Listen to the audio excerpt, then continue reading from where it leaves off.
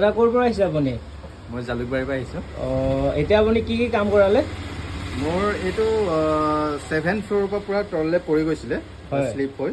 হয়। তো গোটেই মোৰ এই বেগটো গোটেইখন গুচি গৈছিলে। এইটো হাউজিং চেঞ্জ কৰিলে? হাউজিং বুলি কয়, এইটো চেঞ্জ কৰিলোঁ।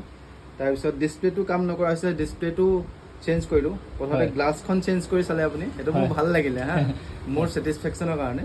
তো গ্লাছখন চেঞ্জ কৰাৰ পিছতো কাম কৰা নাছিলে, তো ডিছপ্লে চেঞ্জ কৰিব লগা হ'ল।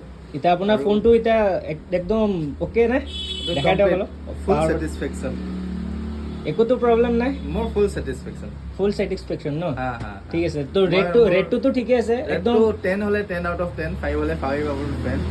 আৰু বাকী দোকানতকে মোৰ ইয়াতে ৰেটটো কম পাইছে নে বেছি পাইছে? ৰেটটো যথেষ্ট কম। মানে মই ছাৰ্ভিচ চেণ্টাৰত হৈছিলোঁ, এইটো এৰাউণ্ড 26,000 মান মই এক্সপেঞ্চেছ হ'লহেঁতেন বুলি কৈছিলে, কিন্তু ইয়াত